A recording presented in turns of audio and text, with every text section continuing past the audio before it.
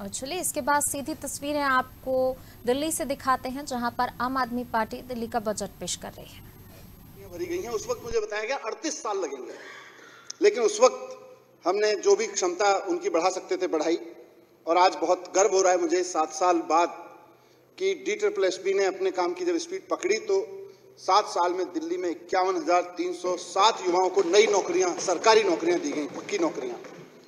इन पक्की सरकारी नौकरियों के साथ साथ दिल्ली सरकार की यूनिवर्सिटीज में करीब 2,500 पक्की नौकरी दी गई, अस्पतालों में करीब 3,000 पक्की नौकरी दी गई और 7 साल के दौरान 25,000 नए युवा टीचर्स को गेस्ट टीचर्स के रूप में रखा गया। इसी तरह करीब 50,000 नौकरियां सैनिटेशन और सिक्योरिटी के लिए भी रखी गई, अलग अलग एजेंसीज के माध्यम से दी गई। तो मात्र 7 साल में दिल्ली में 1,78,000 युवाओं को नई नौकरियों के अवसर सरकार में मिलना कोई छोटी बात नहीं है अध्यक्ष महोदय। और यह तो सिर्फ सरकारी नौकरियों की बात कही मैंने, और उससे जुड़े हुए संस्थानों की बात कही। पिछले 7 साल में दिल्ली में 24 घंटे बिजली मिलने लगी, इंफ्रास्ट्रक्चर में डेवलपमेंट हुआ, एजुकेशन और हेल्थ की फैसिलिटीज में डेवलपमेंट हुआ। एक ईमानदार सरकार काम कर रही है। व्यापार के लिए, ट्रेडर्स के लिए zero tax policy, zero rate policy लागू की गई, ईज ऑफ डूइंग बिजनेस की सुविधा दी गई। प्राइवेट सेक्टर, इस सब की वजह से प्राइवेट सेक्टर और खासतौर से लघु और मध्यम वर्ग के जो व्यवसायी हैं वो खूब फले फूले हैं दिल्ली में, और उससे प्राइवेट सेक्टर्स में भी जॉब में खूब बढ़ोतरी हुई है। इसका एक नतीजा हमें देखने को मिला कि दिल्ली रोजगार पोर्टल, जो माननीय मुख्यमंत्री जी के आदेश पर शुरू हुआ कोविड के ठीक बाद, उसमें प्राइवेट सेक्टर में 10 लाख नौकरियां तो केवल कोविड के बाद के समय में हमको देखने को मिली। अध्यक्ष महोदय, पिछले 7 साल में इस सदन में प्रस्तुत बजट प्रस्तावों और योजनाओं में शिक्षा और स्वास्थ्य को प्राथमिकता दी गई है, और यही वजह है कि 7 साल में शिक्षा और स्वास्थ्य में हुए दूरदर्शी निवेश के कारण कोविड महामारी के बीच भी दिल्ली की स्वास्थ्य व्यवस्था इसलिए संभल पाई क्योंकि कोविड से पहले वर्षों में यहाँ पे स्वास्थ्य के क्षेत्र में प्राथमिकता के आधार पे काफी निवेश किया गया था। अस्पतालों में डॉक्टर्स, नर्सेज, सपोर्ट स्टाफ, नए बेड्स, वेंटिलेटर और बाकी उपकरण की कमी इसलिए नहीं हुई, या हुई तो बहुत कम कमी रही, क्योंकि कोविड के पहले के 5 साल में इस सदन में जो बजट प्रस्तुत किए गए उन सब में स्वास्थ्य के क्षेत्र पे बहुत समझदारी से और प्राथमिकता के आधार पर निवेश किया गया। अध्यक्ष महोदय, कोविड की महामारी से तो हम निपट लिए, लेकिन हम सब वाकिफ हैं कि पूरे देश में भी और दिल्ली में भी बड़ी संख्या में लोगों के रोजगार और व्यापार को कोविड में बहुत नुकसान हुआ। तत्काल राहत के लिए पिछले 2 साल में पीड़ित और जरूरतमंद परिवारों और लोगों को वित्तीय सहायता, अनुदान राशि, राशन, भोजन आदि की व्यवस्था कुछ करके फौरी मदद तो की गई, लेकिन फौरी मदद तो फौरी मदद होती है। इस सदन में अपने 8वें बजट में मैं दिल्ली वासियों के लिए नए रोजगार सृजित करने और अर्थव्यवस्था को कोविड, GST, नोटबंदी जैसे तमाम कारणों से पिछले सालों में हुए नुकसान से उबरने का एक एजेंडा लेके आया हूं। इससे व्यापार और उद्योग जगत को प्रोत्साहन मिलेगा और हमारे दिल्ली के नागरिकों के लिए बड़ी संख्या में रोजगार और व्यापार के नए नए अवसर पैदा होंगे। इस बजट में प्रस्तुत योजनाओं और प्रस्तावों से न केवल दिल्ली के युवाओं को उद्यमशीलता के नए अवसर मिलेंगे, बल्कि पहले से स्थापित उद्यम और व्यापार को भी काफी बढ़ावा मिलेगा, उनको भी लाभ मिलेगा, वो भी समृद्ध होंगे।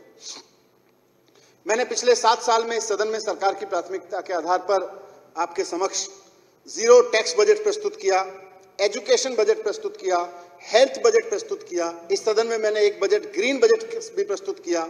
पिछले साल देशभक्ति बजट प्रस्तुत किया। आज आपकी अनुमति से मैं इस सदन में अगले वित्त वर्ष के लिए रोजगार बजट प्रस्तुत कर रहा हूं। पिछले साल के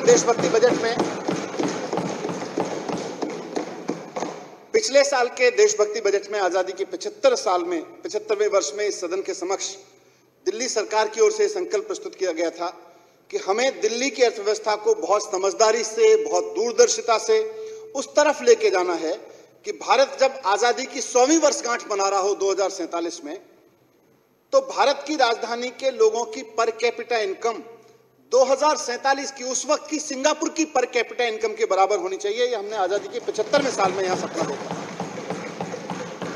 इस मुश्किल लेकिन संभव लक्ष्य को हासिल करने के लिए कुछ योजनाएं तो मैंने पिछले बजट में लाया था। 2047 तक दिल्ली वालों की आय को सिंगापुर के वालों की उस वक्त की आय के बराबर ले जाने के लिए सबसे महत्वपूर्ण कदम है कि हमारे अधिक से अधिक दिल्ली वासियों के पास एक सम्मानजनक रोजगार होना चाहिए, उनके पास एक जॉब होना चाहिए।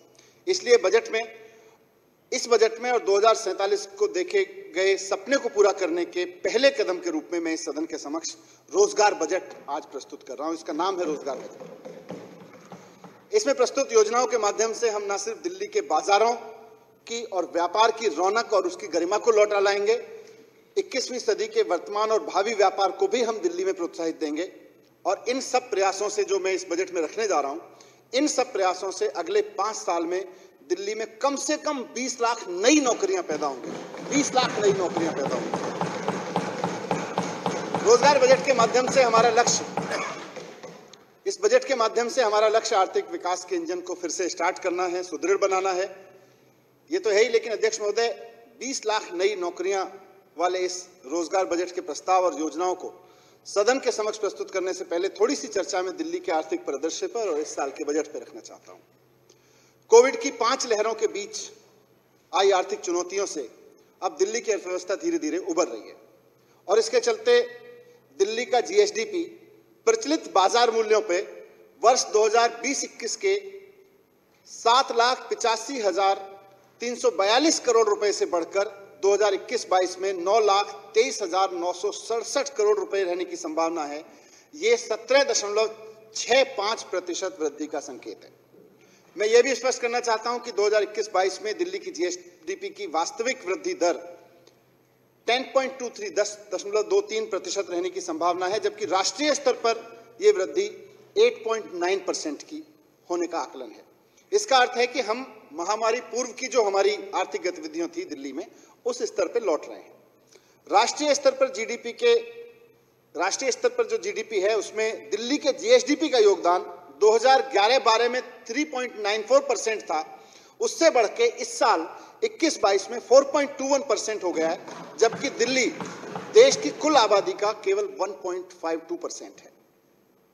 अध्यक्ष महोदय, मैं बताना चाहूंगा कि दिल्ली की अर्थव्यवस्था में मेन योगदान सेवा क्षेत्र का है और प्रचलित बाजार मूल्यों पर सकल राज्य मूल्यवर्धन में इसका योगदान 83.94% है दिल्ली में सर्विस सेक्टर का, जबकि सेकेंडरी सेक्टर का योगदान 13.78% और प्राथमिक क्षेत्र का योगदान 2.28% है।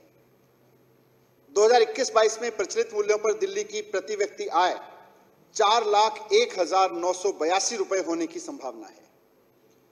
2020-21 में यह 3,44,136 रुपए थी।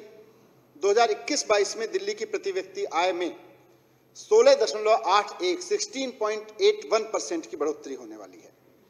वर्ष 21-22 के लिए दिल्ली की पर कैपिटा इनकम राष्ट्रीय औसत 1,49,848 रुपए से 2.7 टाइम्स ज्यादा है। 2020-21 के दौरान दिल्ली के जीएसडीपी में प्रचलित मूल्यों में 1.09% और वास्तविक मूल्यों पर 3.86% का संकुचन, उसका श्रिंक होना कोविड-19 महामारी और इसके नियंत्रण के लिए किए गए प्रतिबद्ध उपायों को असर दर्शाते हैं। हालांकि अग्रिम अनुमानों का संकेत है कि दिल्ली की अर्थव्यवस्था में 21-22 में प्रचलित मूल्यों पर 17.65% और स्थिर मूल्यों पर 10.23% की बढ़ोतरी होगी। अब मैं इस साल के लिए, करंट ईयर के लिए संशोधित अनुमान सदन के समक्ष रख रहा हूं। 2021-22 के लिए पूरा जो हमने बजट रखा था, 69,000 करोड़ रुपए के अनुमोदित बजट की अनुमान की तुलना में संशोधित अनुमान में मैं 67,000 करोड़ रुपए का बजट प्रस्तुत कर रहा हूं। 67,000 करोड़ का प्रस्तावित संशोधित अनुमान 2020-21 में 52,468 करोड़ रुपए के वास्तविक व्यय से 27.70% अधिक है। संशोधित अनुमान राशि 67,000 करोड़ रुपए में राजस्व व्यय के लिए 50,862 करोड़ रुपए और पूंजीगत व्यय के लिए 16,138 करोड़ रुपए शामिल हैं। पूंजीगत बजट 2021-22 के लिए अनुमोदित बजट अनुमान के 17,201 करोड़ रुपए से कम होकर संशोधित अनुमान में 16,138 करोड़ रुपए का हो गया है। यह मुख्यतः कोविड महामारी के कारण लागू लॉकडाउन के बाद पूंजीगत कार्यों की धीमी गति के कारण है। स्थापना व्यय और अन्य प्रतिबद्ध देयताओं के लिए 2021-22 के अनुमोदित बजट अनुमान 31,200 करोड़ रुपए से बढ़कर संशोधित अनुमान में 32,400 करोड़ रुपए किए जाने का प्रस्ताव है। ऐसा मुख्य रूप से कोविड नियंत्रण संबंधी व्यय के कारण है। स्कीम प्रोजेक्ट्स के लिए संशोधित अनुमान 21-22 में 34,600 करोड़ रुपए प्रस्तावित है। अनुमोदित बजट अनुमान में ये 37,800 करोड़ रुपए था पिछले साल, इस साल करंट ईयर का। सप्लीमेंट्री ग्रांट्स महोदय, वर्ष 2021-22 के दौरान संशोधित अनुमानों में 468.22 करोड़ रुपए की पूरक अनुदान मांग की आवश्यकता होगी। इसके लिए पूरक अनुदान मांगों के लिए सदन का अनुमोदन चाहता हूं। अब मैं अगले वित्त वर्ष के लिए कुछ बजट अनुमान इस सदन के समक्ष प्रस्तुत कर रहा हूं। हमारी सरकार सत्ता में आने से पहले अध्यक्ष महोदय, राष्ट्रीय राजधानी क्षेत्र दिल्ली का कुल व्यय 2014-15 के दौरान 30,940 करोड़ रुपए था। मैंने जून 2015 में 41,149 करोड़ रुपए के अनुमानित व्यय के साथ अपना पहला बजट पेश किया था और मुझे खुशी हो रही है 2022-23 के लिए 75,800 करोड़ रुपए का बजट में यहाँ पर प्रस्तावित है। अगले साल के लिए 75,800 करोड़ का बजट है, जो 2014-15 के 30,940 करोड़ रुपए के व्यय की तुलना में 2.5 गुना है। तो तब से लेकर अब तक 2.5 गुना आगे आ चुके हैं। 75,800 करोड़ रुपए के बजट में 32,000 करोड़ रुपए स्थापना और अन्य प्रतिबद्ध व्यय के लिए, 43,600 करोड़ रुपए योजनाओं, कार्यक्रमों और परियोजनाओं के लिए हैं। 75,800 करोड़ रुपए के बजट अनुमान में 2022-23 में राजस्व के तहत 53,687 करोड़ रुपए और पूंजीगत परिव्यय के तहत 22,113 करोड़ रुपए शामिल हैं। 21-22 के बजट अनुमान के खर्च में 17,201 करोड़ रुपए पूंजीगत मद के तहत और 51,799 करोड़ रुपए राजस्व के अंतर्गत थे। 21-22 की तुलना में 22-23 में पूंजीगत बजट में 29% की वृद्धि हुई है, जबकि राजस्व व्यय में केवल 4% की वृद्धि हुई है। इससे समझ में आता है कि सरकार चलाने का और सरकार के काम के खर्चे में जो हमारी रेशो है वो बहुत अच्छी चल रही है।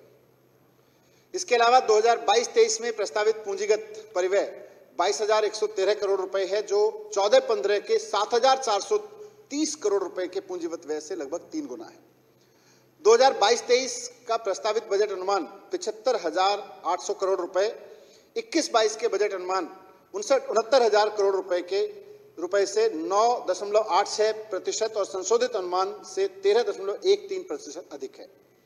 वर्ष 2022-23 के लिए 75,800 करोड़ रुपए के प्रस्तावित बजट का वित्त पोषण 47,700 करोड़ रुपए राजस्व से आएंगे, 1,000 करोड़ रुपए गैर राजस्व से, 325 करोड़ रुपए हमेशा की तरह सेंट्रल गवर्नमेंट से, केंद्रीय करों में हिस्सेदारी से, 10,000 करोड़ रुपए लघु बचत ऋण से, 802 करोड़ रुपए पूंजीगत प्राप्तियों से, 10,000 करोड़ रुपए जीएसटी प्रतिपूर्ति से, 1,621 करोड़ रुपए प्रायोजित योजनाओं से, केंद्र प्रायोजित योजनाओं से और केवल 643 करोड़ रुपए भारत सरकार की अनुदान सहायता से और बाकी प्रारंभिक शेष ओपनिंग बैलेंस से आएगी।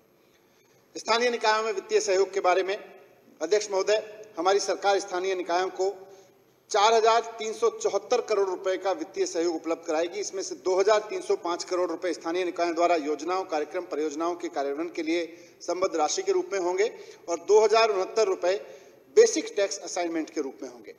इसके अलावा 1,780 करोड़ रुपए की राशि स्थानीय निकायों को स्टैंप और पंजीकरण शुल्क में हिस्से और एकमुश्त पार्किंग शुल्क के रूप में उपलब्ध कराई गई है। इस प्रकार हमारी सरकार बजट अनुमान 2022-23 में स्थानीय निकायों को 6,154 करोड़ रुपए का कुल वित्तीय सहयोग दे रही है। अध्यक्ष महोदय, अब मैं आपके समक्ष रोजगार बजट प्रस्तुत कर रहा हूं। अध्यक्ष महोदय, अब मैं आपके समक्ष 20 लाख नई नौकरियों वाले रोजगार बजट के महत्वपूर्ण खंड को प्रस्तुत करना चाहता हूं। इसमें मैं दिल्ली की अर्थव्यवस्था को तरक्की के रास्ते पर ले जाने की और उससे रोजगार के लाखों अवसर पैदा होने की योजनाओं को रखूंगा। अर्थव्यवस्था अध्यक्ष महोदय, चाहे दिल्ली की हो या पूरे देश की, उसकी तरक्की का रास्ता अधिक से अधिक लोगों के हाथ में रोजगार देने से खुलता है। अगर दिल्ली के आंकड़ों को हम देखें तो हम पाते हैं कि दिल्ली की ये महत्वपूर्ण एनालिसिस